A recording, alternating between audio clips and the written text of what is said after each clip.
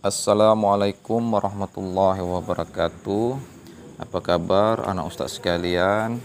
Insyaallah semuanya sehat dan insyaallah semuanya masih dalam lindungan Allah Subhanahu wa taala. Baiklah anak ustaz sekalian, hari ini kita akan belajar IPS. Silakan Ananda buka buku SPS-nya halaman 27. Nah, di halaman 27 itu kita akan membahas tentang sumber daya alam dan pemanfaatannya.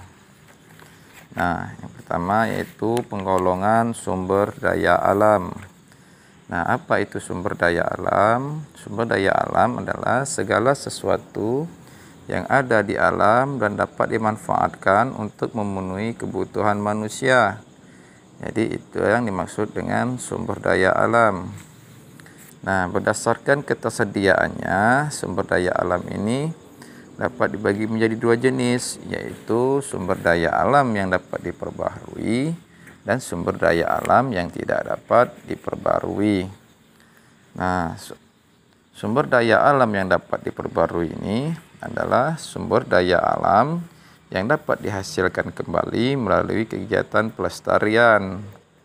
Nah, sumber daya alam yang dapat diperbarui ini dibagi lagi menjadi dua, yaitu sumber daya alam hayati.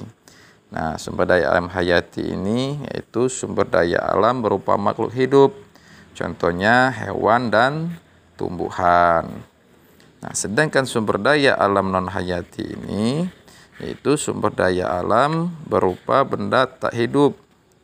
Nah, apa contohnya? Seperti tanah, air, udara, dan sinar matahari.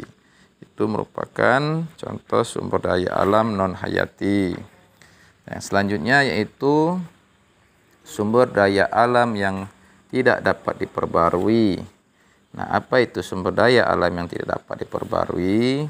Yaitu sumber daya alam yang tidak dapat dihasilkan kembali jika telah habis dimanfaatkan oleh manusia. Jadi tidak bisa dihasilkan kembali jika telah habis dimanfaatkan oleh manusia.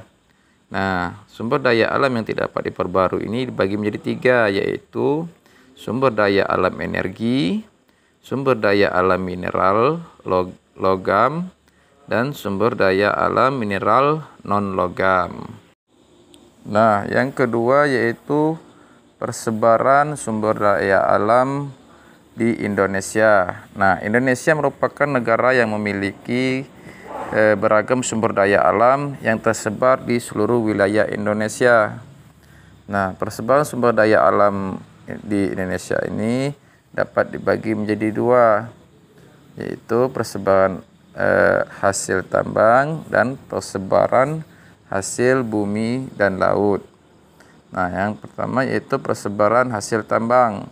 Nah, sumber daya alam hasil tambang tersebar di seluruh Indonesia, mulai dari Pulau Sumatera hingga Papua.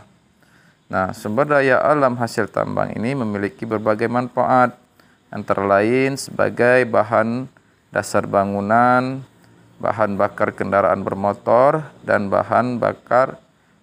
bahan pembuatan perhiasan.